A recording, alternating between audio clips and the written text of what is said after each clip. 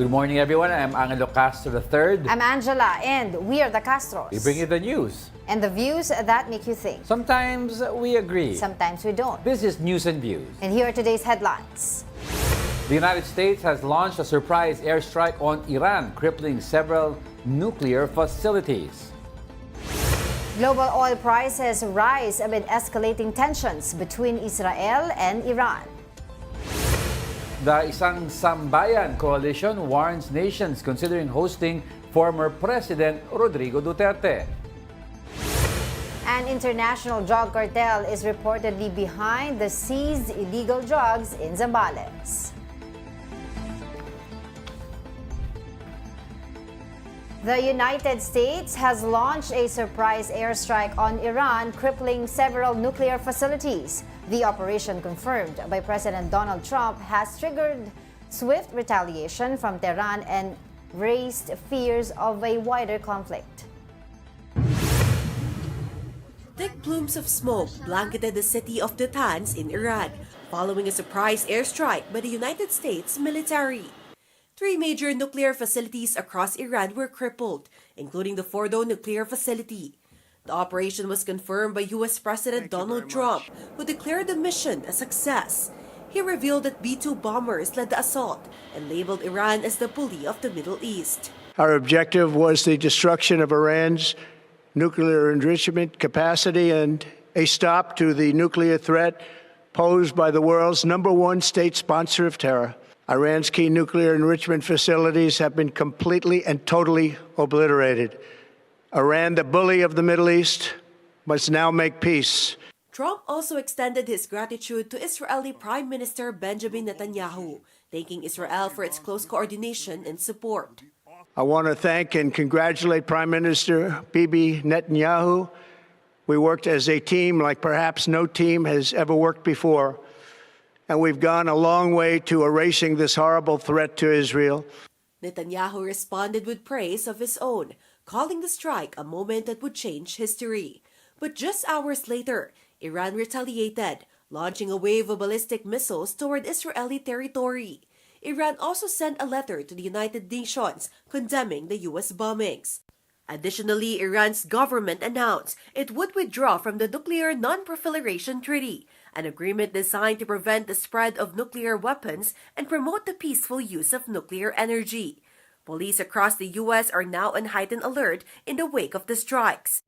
Iran had long warned that if the U.S. intervened, retaliation would be inevitable. This chain of events began on June 13, when Israel first launched strikes on Iran's nuclear facilities, citing a direct threat to its national security.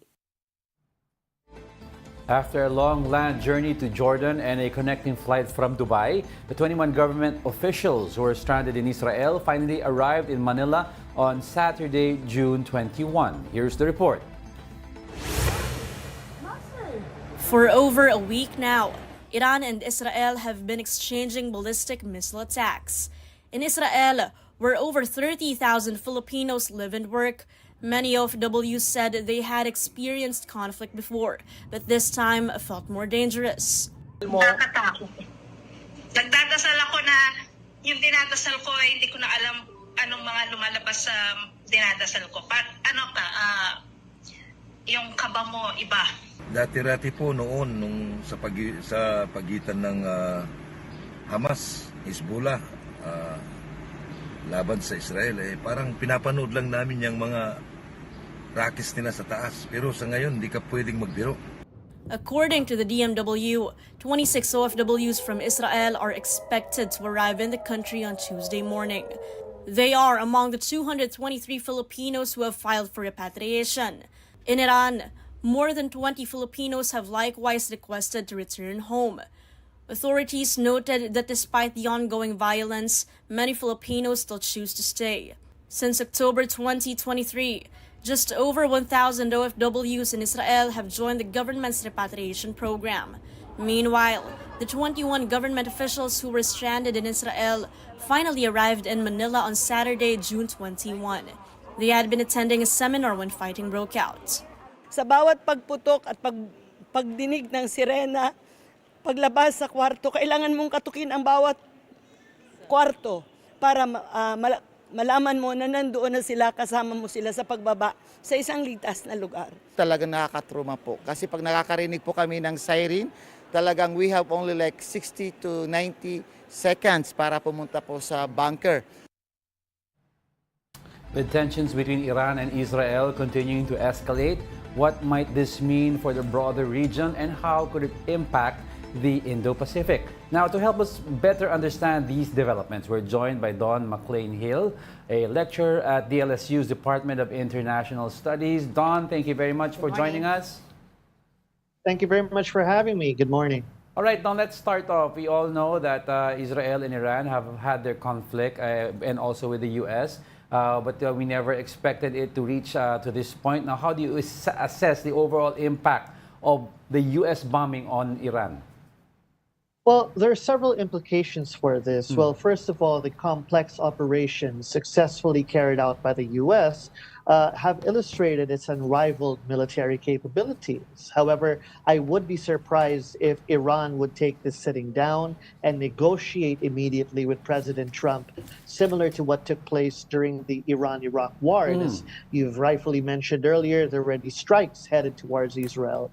So regime survival is the most vital aspect in Iran's current political dynamics.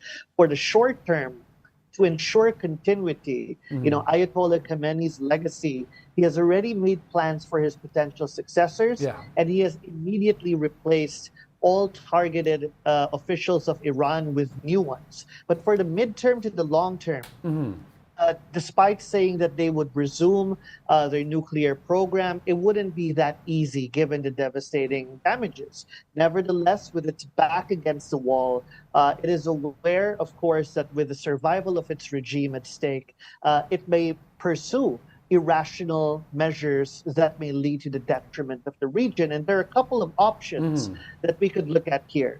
One is choking out the Strait of Hormuz, which carries out at least 20% of global crude trade, but that would also be counterproductive for Iran.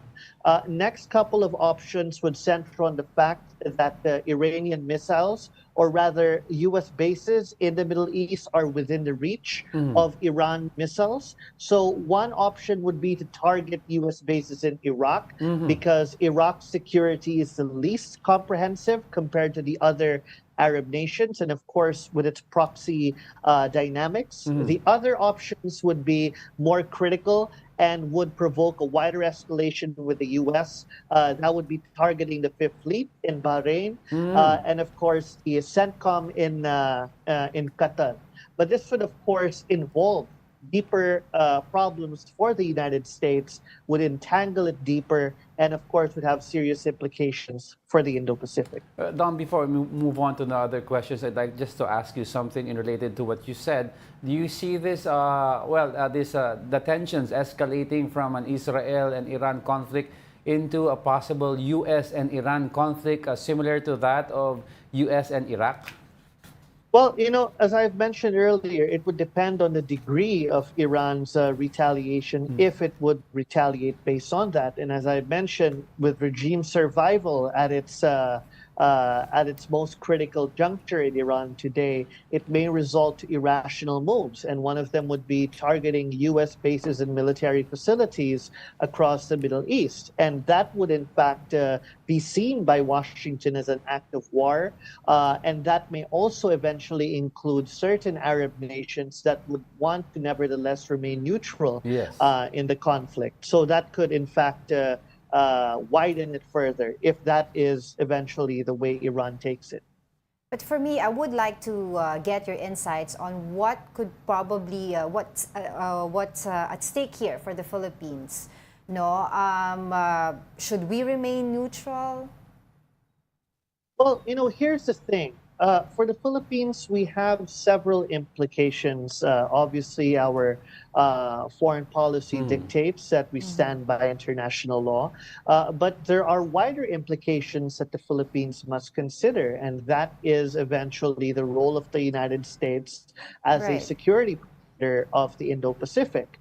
Now, Mr. Donald Trump's first and second presidential campaign promises were based on breaking the chain of U.S. military interventions in the Middle East. And what occurred recently shows that an exit for the U.S. is in fact more difficult than it seems. So remember, America's entanglements in wars in Afghanistan and Iraq paved the way for China's assertive rise in the Western Pacific. China today is much more influential, economically developed, and of course, militarily strong. So China's threat towards Taiwan is greater than ever, bearing in mind the Davidson window. And at the same time, it has also been ramping up provocations against the Philippines, against Japan. So Iran, for all its clear insecurity, and of course, the insecurity it brings out, of course, a nuclear-armed Iran would be critical to the security of the region. It is not a rising great power, and its ambitions are localized compared to China. So the challenge now is for Washington not to be pulled into the brewing Middle East conflict, and of course to proactively shape the terms of its withdrawal to better focus on the Indo-Pacific. Don, if given who the President of the United States is and how volatile he is, if this is not handled properly, what would be the effect on the positioning here in Asia, given that there is also a conflict of our own between your mentioned Taiwan, China, and the Philippines? Will this affect now how the nations in Asia approach our own conflict with China? Do you see China maybe dabbling into this conflict? Well, every time the U.S. is involved, or at least in certain degrees involved in other wars or conflicts in different parts of the world, it's China that continues to benefit, whether it be the Russian invasion of Ukraine, and of course the initial wars in the early 2000s in the Middle East and in Afghanistan, and potentially this one, if it continues to draw the U.S. in. So in this regard, of course, this would play to the benefit of China. And of course, China is also a significant contributor to the development and support of Iran. And of course, that would continue to create more linkages between what Iran may eventually do and, of course, China, given the free hand in the Indo-Pacific. So that, that is a clear causal impact. But wouldn't China see this also as a possible threat to their part, given that this could trigger, the defense treaty between the Philippines and the U.S.? If China dabbles in this issue, then we are quite near to the Middle East, nearer than the United States. Positioning-wise, they could use our bases. Likewise, we scratch the U.S. backs, they scratch our backs. Could something like that be happen? We'll help you with China, you help us with Iran. Well, that really depends on what the implications would be, because obviously, as we can see, China has the quantitative advantage, at least. It has a geographical advantage here. And that would require more presence of the United States in this part of the world. And of course, and I think history speaks for itself. You cannot extinguish every fire in the region or every fire in the world, because you would have to eventually prioritize certain ones with global implications. And I think that is what is clearly seen with the challenge that China poses. Regarding our position, of course, we are located strategically in the first island chain. Right. We are also diversifying our options. We are working closely with Japan, and we are also working closely with other partners in the region.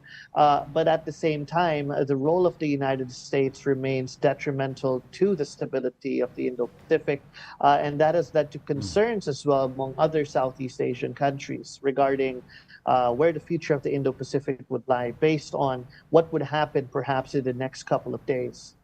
But let's talk about the economic implications of this conflict. How vulnerable are Indo-Pacific economies to oil supply shocks if the conflict escalates further? Well, clearly, energy prices are already taking a hit. And of course, if this continues to exacerbate, we could expect more of a critical energy crisis, much more, I'd like to say, than what initially took place during the Russian invasion of Ukraine, given, of course, that the Middle East is in fact the lifeline. And of course, we talked about the Strait of Hormuz. It's merely 21 nautical miles. It's a narrow strait, but it carries a significant percentage of the energy security interests of countries, along with, of course, the natural gas exports from Qatar. Iran sits on top of the Strait of Hormuz, and Oman and the UAE sit below. So if in that instance there are further detriments in the free flow of goods and trade in these narrow passages, given that they it connects itself to the Arabian Gulf, the Persian Gulf, and the Gulf of Oman, leading to the Arabian Sea. And for us in the Western Pacific, it has to pass through the Strait of Malacca and in the greater South China Sea. And if that is disrupted, and you already have ships trying to relocate and reroute their passages, that would also increase the cost for us. And then given the Philippines a net importer, that would of course be problematic for us, especially as our natural energy resources are depleting by the day. Don, I'd like to move the conversation a little bit to another major player in the Asian region, North Korea. Should we be taking a close look at how they will posture? Well, we all know they're very critical of the United States, but we also have to remember President Donald Trump has had interaction already with the leader of North Korea. Yeah, sure. You're talking about that under Trump 1.0, but a lot has changed since then. And in fact, that sort of approach has not really yielded in anything substantial when it comes to the peace of the Korean Peninsula, but rather you see North Korea with its saber rattling. It just recently launched missiles as well.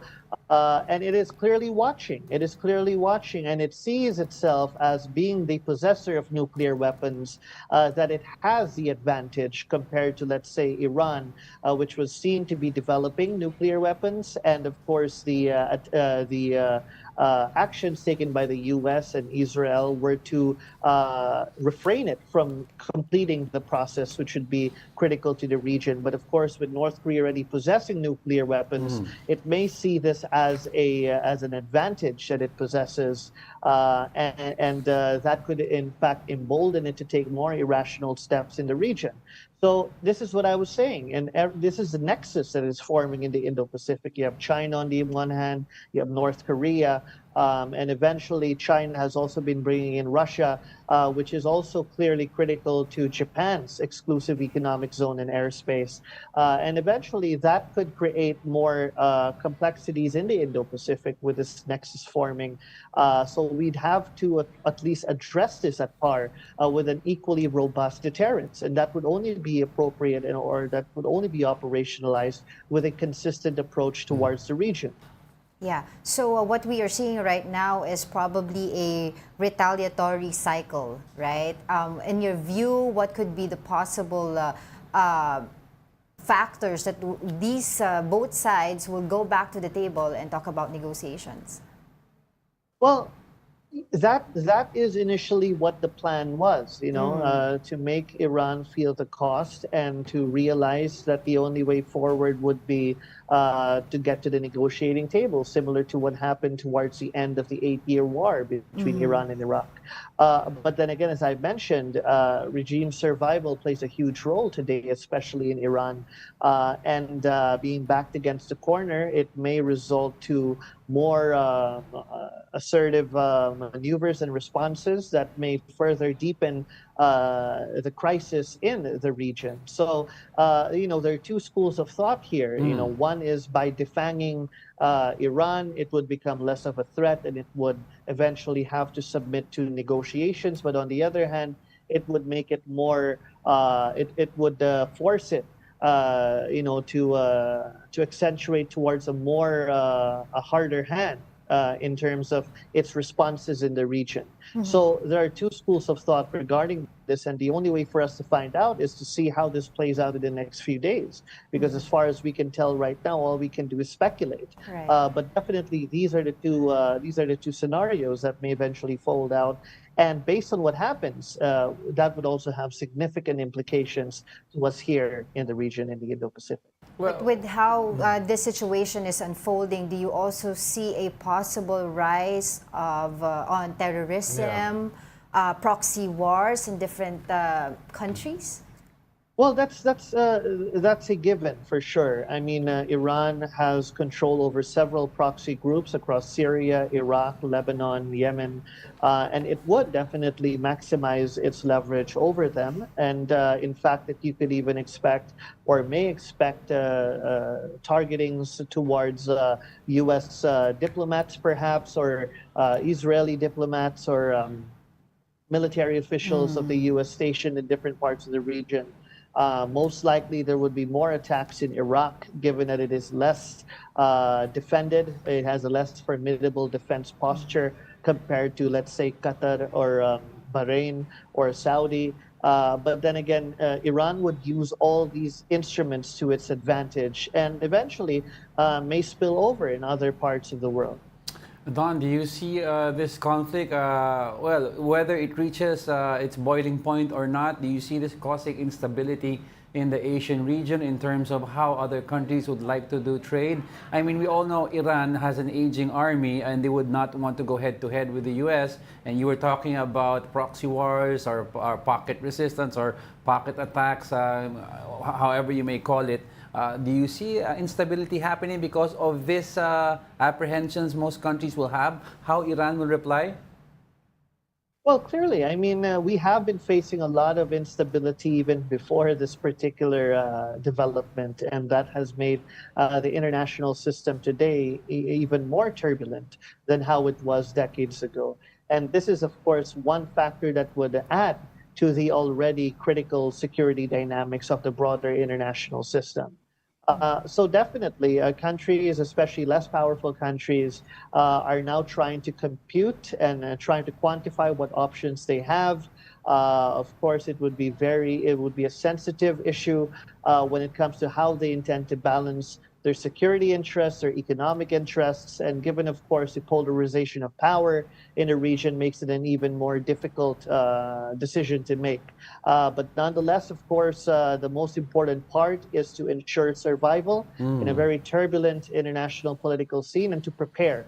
And that is, I think, the best way to go, to prepare for the uncertainties that are to be likely unfolded in the days, weeks, months, years to come. But given with what you said about China making this or seeing this as an opportunity to push its claim on the West Philippine Sea, do you see any increase in military or naval activity in the Indo-Pacific region? And would the U.S. help us right now, given that they're clearly occupied with what's happening between Iran and Israel? Yeah, so that was exactly what we were trying to point out earlier, is that when we look at the situation right now, given China's geographical advantage, we have clearly seen that it has been increasing its assertive and belligerent presence operations throughout the first island chain and even parts of the Western Indian Ocean. And this is, of course, part of its two-ocean strategy, which it has operationalized since 2008. Now, this would be the test for U.S. security commitments in the region, and it would be, of course, also a test for how the U.S. will be able to maintain its posture in the region, of course, given the constraints and resources and diplomatic capital in some parts, especially with what has taken place in the Middle East. Certain Southeast Asian countries have been viewing the U.S. in a more negative light, and that would, of course, decrease its diplomatic prowess. You know, how the U.S. would eventually try to make this or to address this and at the same time maintain a robust posture would be seen in the months to come. But of course, as far as we're concerned in the Philippines, we still remain actively engaged with our American counterparts, and of course, the whole aspect of the alliance commitments are still very much there. But of course, with loopholes in terms of in terms of the commitment, the consistency, Right. rather, Yeah. that becomes a challenge eventually. All right, with that, thank you for your insights, Professor Don McLean Hill, Indo-Pacific Research Fellow at the Asia Pacific Foundation of Canada. Thank you so much for your time. Very much. We'll be back with more stories after the break. Keep it here on One News.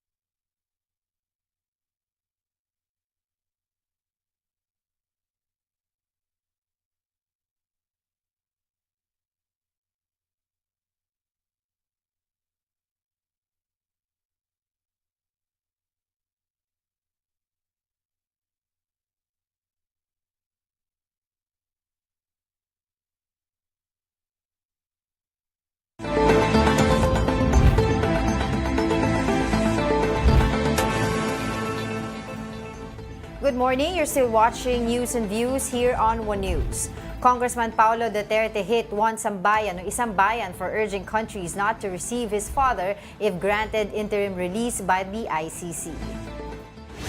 He called the group's appeal an insult, insisting the international community had recognized his anti-drug campaign.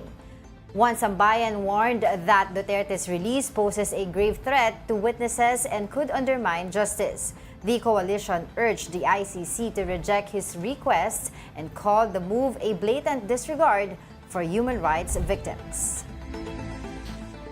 Now let's discuss that further with former Supreme Court Justice Antonio Carpio, now convener of the opposition coalition Isang Bayan. Good morning. Good morning, Justice. Good morning. Yeah. Yes, thank you for joining us. Let's get right to it po. Isang bayan has called Duterte's bid for interim release a grave threat. Now, could you explain yung legal and moral basis po of this position? Well, because he, former President Duterte, admitted under oath publicly before the Senate and before the House hearings that he organized the death squad. He admitted that he ordered the killing. Yes. He admitted full responsibility. He admitted everything. That's one. Second, he does not recognize the jurisdiction of the ICC. Third, he did not voluntarily surrender. He was forced to be brought there, no? So he does not qualify. He is a flight risk. Yung mga binigyan ng interim release, voluntarily surrendered. That's why they were not a flight risk. He is a flight risk because he refused to, he did not voluntarily surrender, and he also, that's not up to now, does not recognize the jurisdiction of the ICC. Secondly, he still has his death squad here in the Philippines, so he can intimidate the witnesses and the complainants, the victims, the families of the victims. So there is no ground whatsoever to allow him to be given interim release, no? All right. Si Representative Paulo Duterte po has accused po your group, the opposition bloc, as a accused of hypocrisy. And what else did he say about you guys? What is your reaction to that? And he also said you guys are aligned with certain political blocs and of people who will run in the 2028, and you're just using this to discredit total, them. Yeah, that's totally false. Totally false. You know why? Because we sued the House, we sued Congress. First, we were the ones who opposed the cha-cha of Speaker Romualdez. I lectured all over the country to oppose the charter change, and I even appeared at the Senate hearing of Amy Marcos. We were all against the cha-cha, and we succeeded. So we are not aligned with the Speaker Romualdez. Second, we brought a case before the Supreme Court questioning the transfer of funds of PhilHealth, because in the General Appropriations Act that they passed in 2024, they authorized the withdrawal of funds. We questioned that. That was directed against the Congress, especially the House. And also in the 2025 General Appropriations Act, we went to the Supreme Court. We questioned the constitutionality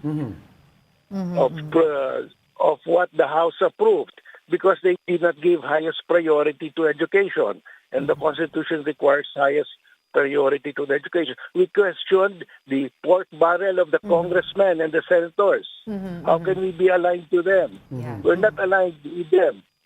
We are questioning every move that they make that is against the Constitution. Right.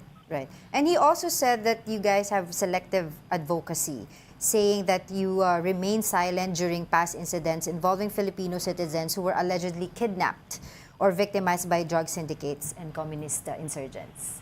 Your reaction to that po? Well, we have chosen to be specific in our advocacies. First, those that violate the Constitution. No. Yung peace and order, that's ongoing. Everybody complains against that. But we are very specific in our advocacies, those that have constitutional impact. Doon kami. Yes, Justice, ano po magiging potential diplomatic consequences that we could hold accountable sa mga states, no, that choose to host, in case po, host former President Duterte?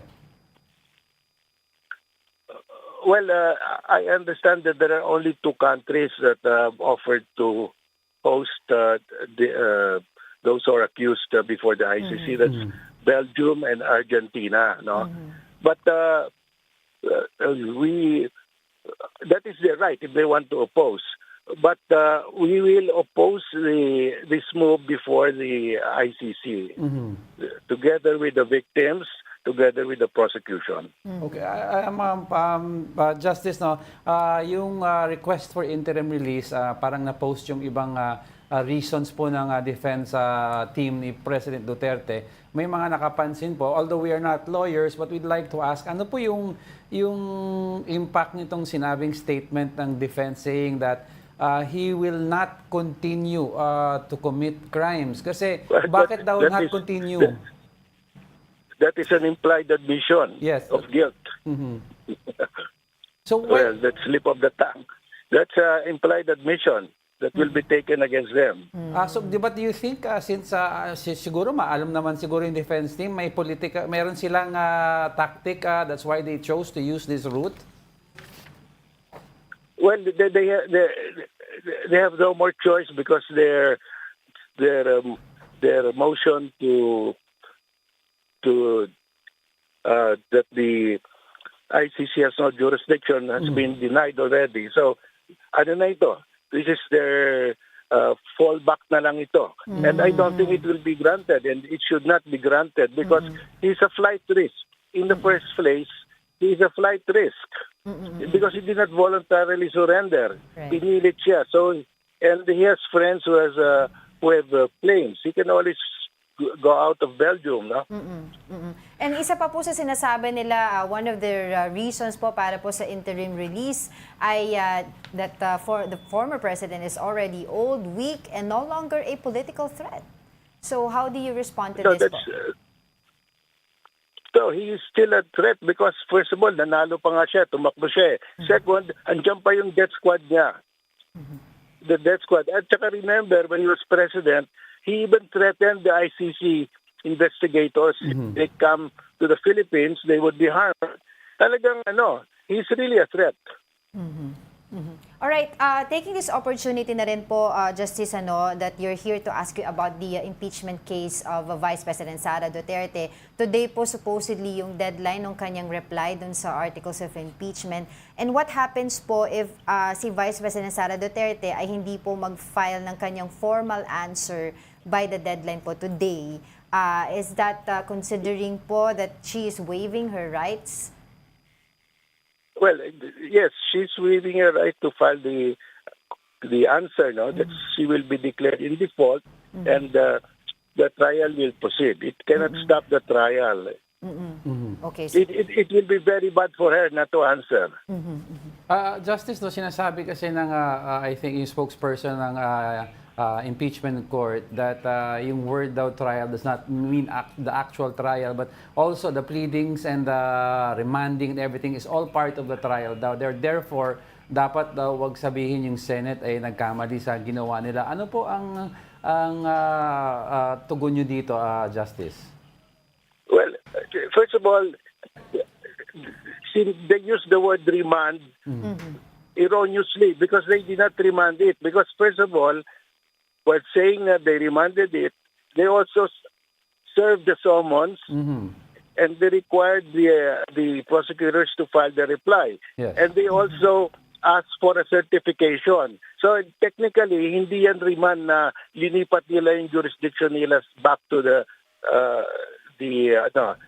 House. Yes. They were just asking for a certification. They could have asked that certification from the prosecutors. At saka they should have waited for Sara, the counsel of Sara, to raise it. Dahil that's a matter of defense. Wag na kasi nag-aabogado sila para kay Sara by asking for that certification. They should have waited.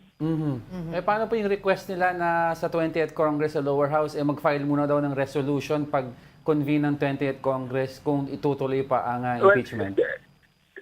Yeah, that's a minor thing dahil pagpasok ng 20th Congress, the House will have to renew the authority of the prosecutors. Kasi bago. And that renewal is the authority to continue. So that's just a matter of course. Hindi importante yan. Kasi talagang i-renew naman talaga ng House ng 20th Congress i-renew talaga nila dahil panibago yung delegation nila sa prosecutors eh. And also, what is your statement also dun po sa sinasabi na hindi daw po co-equal in terms of impeachment court ang ito pong sa Senate versus the House of Representatives? Well, the impeachment court is a separate body. But hindi naman nag-aaway yan eh. Because ang mali lang ng Senate, they should have asked the prosecutors to submit that certification out of respect that is a co-equal branch of the Senate. Pero that's just a minor defect. It will not make it unconstitutional. Nagkamali lang sila sa protocol nila. But the House can just ignore that. All right. On that note, maraming salamat po sa inyong oras. One Sambayan Convener Antonio Carpio will be keeping in touch po regarding this matter. Maraming salamat po. Thank you. Now, in other news, the Presidential Anti-Organized Crime Commission, or PAOC, is now investigating whether abusive lending apps are connected to illegal pogo hubs. Here's the report. After losing her job, Angie, not her real name, decided to borrow money through an online lending application last year. Nangailangan po ako ayoko naman pong mangutang sa ibang tao. With just one click, she was able to borrow 3,500 pesos, but she only received around 2,000 pesos. A large chunk was deducted up front as a processing fee. The app gave her a 90-day repayment term, but just 1 week in, Angie said she was already being hounded to pay. She was able to make her payments early on, which encouraged her to continue borrowing for a larger amount. One time, when she wasn't able to pay on time, she was redirected to another lending app and was urged to take another loan just to cover the first one. But it was just recently when Angie experienced what she described as relentless harassment after a delay in payment. She was bombarded with threatening messages and emails, some of which even dragged her family into the threats. Kahit ilang minutes lang kamali, nakaranas po ako na tinext na nila yung mga kakilala ko. Kung kilala daw po ako, tapos po pakisabi daw po magbayad ng utang kasi po meron daw po akong utang, scammer daw po ako. Sabi nila yung pamilya mo, ipapapatay ko, hindi mo alam kung sino, ipasusunog ko yung bahay mo, hindi ka makakain, hindi ka makatulog, nag-iisip ka kung paano mo maaayos yung problema mo on your own. Kasi nga po sunod-sunod yung harassment sa lahat po ng form para lang matakot kanila. According to the data from PAOC, over 13,000 complaints were filed in April and May alone. Yan yung mga nag-report, okay? Ano yung mga hindi nagre-report? Tapos yung ibang hinaharas, ayaw nilang ma-expose yung ginagawang harassment sa kanila. To arrest o kaya patigil natin ito na ito.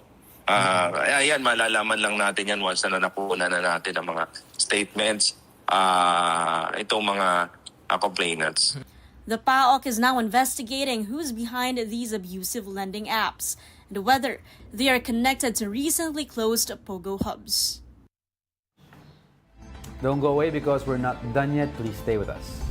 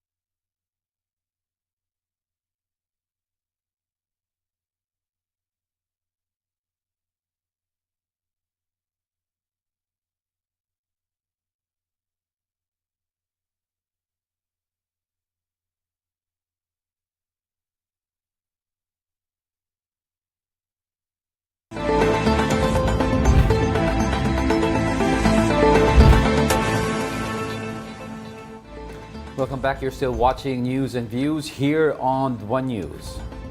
An international drug cartel is reportedly behind the seized illegal drugs in Zambales. Last Friday, operatives of the Philippine Drug Enforcement Agency and the Philippine Navy intercepted a fishing vessel carrying 1.5 tons of shabu. The estimated value of the seized drugs is over 10 billion pesos. On board the fishing vessel was a Chinese-Malaysian national believed to be a member of the Samgor International Crime Syndicate. According to PIDEA, this is the same drug cartel suspected to be behind the packs of illegal drugs found floating in the coastal areas of Zambales, Pangasinan, Ilocos Sur, Ilocos Norte, and Cagayan. In other news, the Supreme Court has officially scrapped the second-placer rule. This refers to the runner-up in an election assuming office if the winning candidate is later disqualified. The court said the rule has no legal basis, stressing that no law authorizes the proclamation of a second-placer. Instead, the local government code's succession rule should apply when a permanent vacancy occurs due to disqualification. COMELEC Chairman George Garcia said they are studying the possibility of filing a motion for reconsideration. Pero hindi sinabi lang no, if what happens if same position kasi understood yan pag mayor, vice mayor. Yeah, oo, mabilis lang yun eh. Pag na-disqualify si mayor, there's vice mayor. Pero this stems kasi in question yung kay Chua. Yung sa congressman sa Manila. Tsaka kay Congressman Abante, di ba? Oo. So ano yung implication nito? Will there be another succession ng congressman? Kasi wala namang succession sa congressman. Exactly. Will there be another election? Sana we can get Chairman George Garcia or spokesperson Laudianco to talk about this because kasi apparently prior to this decision ng Supreme Court or decision ng restatement ng Supreme Court na proclaim na si Representative Abante. Yes, that's right, diba? That's right. Oo. So right now sabi ng COMELEC they will file a motion for reconsideration in this case. Okay. Senator Sherwin Gatchalian is calling on the government to prepare for the immediate release of fuel subsidies as global oil prices rise amid escalating tensions between Israel and Iran. Gatchalian noted that while the Philippines sources oil mainly from Saudi Arabia, global price spikes are already affecting local markets. The senator pointed out that 2.5 billion pesos in fuel aid is allocated under the 2025 national budget for sectors like public transport, agriculture, and fisheries. The funds can be released once crude oil prices average $80 per barrel. Gatchalian urged the Department of Energy to closely monitor price movements and activate subsidy programs such as Pantawid Pasada, which already has cards distributed to many drivers. The senator also proposed expanding coverage to tricycle drivers, stressing that they are equally vulnerable to fuel price hikes. Rising global oil prices are raising concerns for local consumers. Joining us now is Rodela Romero, Assistant Director of Oil Industry Management Bureau of the Department of Energy, to tell us what's being done. Magandang umaga po sa inyo. Magandang umaga po, Ma'am Angela and Sir Angelo. Magandang umaga po sa lahat. Opo, hingi lang po kami ng reaction po mula po sa inyong opisina regarding nga po dito sa sinabi ni Senator Sherwin Gatchalian, yung kanyang panawagan for the immediate release of fuel subsidies. Yes, ma'am. There's really a fuel subsidy intended po sa mga motorista natin. The one implemented by the Department of Transportation and LTFRB. They're the one implementing the fuel subsidy po for the transport sector. And then there's also another one, Pantawid Pasada din, same kind of concept na ini-implement naman po ng Department of Agriculture for those farmers and fisher folks na apektado. Alright, ma'am, kasi of course we know yung Israel-Iran and tas ngayon the US conflict nag-escalate. But how will this affect fuel prices, especially sa Philippines, even if we don't directly get fuel from them? Yes, tama po, we do not get directly from those countries, Iran and Israel. But considering po na may mga premium, may war premium sa pagbili ng petroleum products, so definitely po tataas ang presyo, hindi lang sa Pilipinas, but rather to the whole world. Plus the fact na it's only an speculation kasi ang ini-speculate nila in the event na mag-escalate talaga yung tension, there's a possibility po na sarahan ang Strait of Hormuz. Mas malaki po yung impact na masara ang Strait of Hormuz because almost 20% ng global oil dumadaan po sa nasabing strait. So at the moment, wala pang actual supply disruption. Pero may speculation na po kaya nararanasan natin pagtaas ng presyo. Pero currently po, ano po ang price natin per barrel ng crude oil? Tapos ano ba ang speculation po na if ever nagkaroon po ng escalation sa tension? Kung pagbabasihan po natin yung monitoring natin sa Mint of Platts Singapore, pinaka-benchmark for Dubai crude, nung Friday po, Friday trading lang po, 76.85. Okay. Pero kung average ng, but for the month of June, 64.85 pa lang po. Wala pang ano. So, in the meantime po, regular ang monitoring na ginagawa po natin para malaman po talaga natin kung ano yung magiging estimated adjustment in the event na mag-escalate talaga yung tension. Okay. Well, to explain this further po, ma'am, kasi nakikita nga po natin bukas, tataas po ulit yung ano natin na presyo ng gasolina. Ano pong mga hakbang po, aside po sa nabanggit po ninyo, yung gagawin ng government para po kahit papaano po maibsan po yung impact ng rising of fuel cost po sa vulnerable sectors po natin katulad po ng mga transport drivers, public transport drivers, farmers and fisher folks? Yes, at the moment po kasi, ang sinisigurado po natin, meron tayong supply ng petroleum products na gagamitin sa ating bansa. So, we conducted the inventory check sa mga depots po ng oil companies last week pa po. And they are all compliant with the minimum inventory requirements set by the DOE. And then second po, we have an ongoing meeting with the oil companies para gamitin po ang moral suasion na wag naman one time, big time yung increase na i-implement tomorrow. Baka pwede pong maging staggered. Kasi dati naman po, pinagbibigyan tayo ng mga oil companies na ngayon. Kaya lang nga po, sana by next week or the susunod na linggo, hindi na ganun kataas para idagdag man yung balance, hindi pa rin mabigat. Ito ba? So, staggered implementation ng adjustment. And third, patuloy pa rin po yung appeal natin sa oil companies. In fact, may meeting din kami na separate with them, iba-ibang oil companies, para malaman po natin yung mga discount na binibigay nila sa mga motorista, sa iba't ibang customers nila. Kasi yung mapapansin niyo po, may mga gas station na nagbibigay ng discount that range from 1 peso hanggang 5 pesos per liter. So, as part of their corporate social responsibility. Tapos may mga freebies din po and then mga promos. And then, sa ngayon din po, may nakaset kami meeting talaga with the OTR and LTFRB para makita po natin yung implementation nga nila ng Pantawid Pasada program or fuel subsidy for transport sector. And then another meeting with DA para naman po nga sa farmers and fisher folk. Lastly, Director, syempre, we spoke to several drivers groups this last few weeks. Pinag-uusapan kasi yung pagtaas ng pasada nila. Do we see an outlook of the next 3 weeks na puro pataas po, upward, or may chance na mag-fluctuate at bumaba ang presyo within the next 2-3 weeks? Yun nga po kung mag-escalate po talaga itong tension na to, malaki po posibilidad na magtuloy-tuloy po yung pagtaas ng presyo. But meron pa rin po naman tayong mga tinatawag na lingering factors na hahatak na pababa ang presyo. Like for instance, minsan po humihina ang demand ng malalaking bansa kagaya ng China at saka ng India.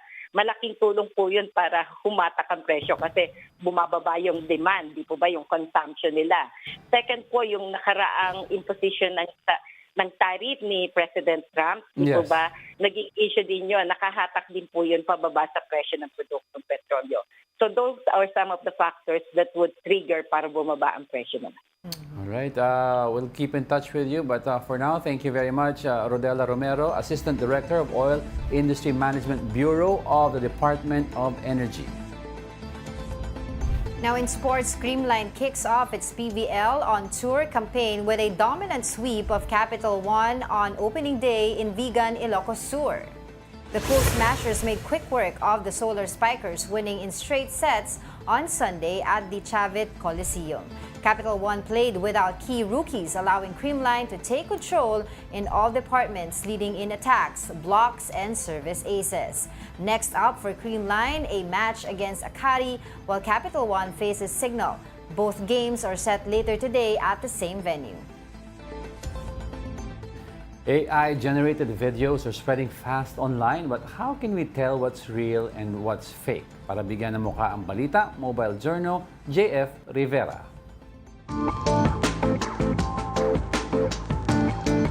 Marami na ang nalilinlang sa mga AI-generated videos. Oops, teka, hindi po ako yan.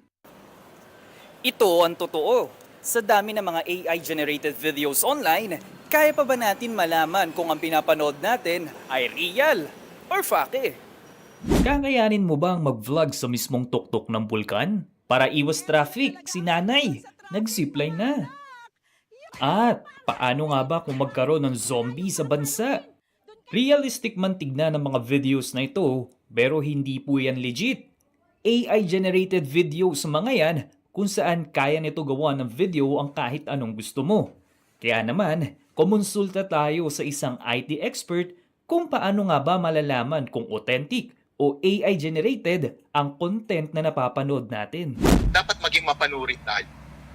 Kasi ngayon, ang hirap nang i-identify yung AI-generated video saka sa real video.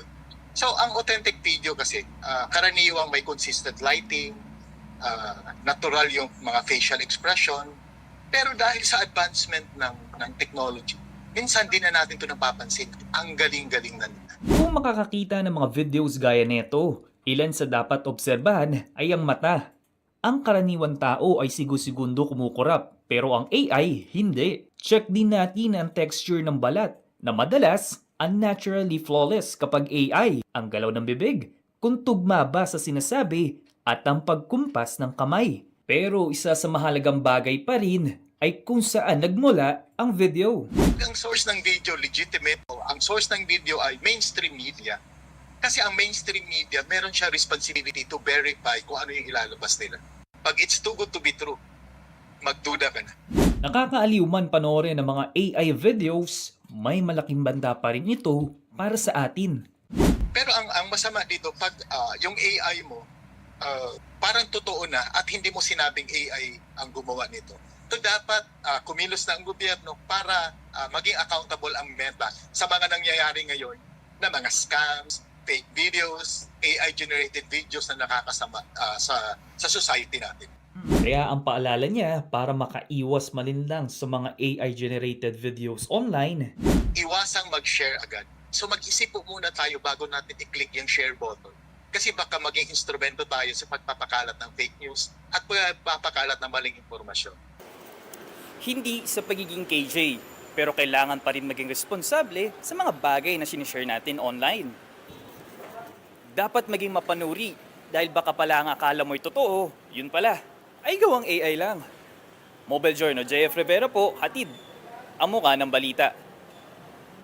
Uy, alam mo, nakapag-try ako. Hindi siya AI. Akala ko, iniisip ko, paano ko sabihin AI, ang pogi, pero hindi eh. Hindi, teka lang ha, nag-try ako. Alam mo yan, I've been making videos sa AI. When you post it kasi sa mga platform, you have to declare yung AI. But also sa editing app ng AI mismo, may mga limitations. Parang you cannot use existing faces of leaders, political leaders, celebrities. Bawal yon yung sa Google, yung AI machine. And to make an 8-second video, naalala ko, nagpa-prompt ako na 2-3 hours. Kung hindi ka magaling mag-prompt, prompt meaning kung ano yung details ng mukha. Na ilalagay mo doon. Kunyari, may gout. Panong context ng magiging 60-year-old Asian female with gout, in pain while talking, hindi kumain ng 3 kailangan very detailed ng prompt. Kung hindi, nakikita mo, kung napapansin nyo sa AI videos, iisa ang mukha ng matanda. Yeah. In other words, kasi yun yung basic template kung hindi ka magaling mag-prompt. Oo. Alright. Kaya oy, wait lang ha. Sa mga Indiana fans, sorry na lang. 103-91, nanalo po ang Oklahoma City sa NBA Finals Game 7 kanina. Of course, si Tyrese Halliburton napilayan ng first quarter. Mga OKC fans, take note of that ha. Pilay ang star ng kalaban. Wala, bitter lang tayo eh. Hindihan na tayo eh. Di ba na, go Spurs goes next year. Ano? Alright. Ba't tahimik mo? Go, 11 na. And that wraps up today's episode of News and Views. Join us again tomorrow. I'm Angela Lagunsad Castro. And I'm Angelo Castro III. We are One News. All sides, all the time.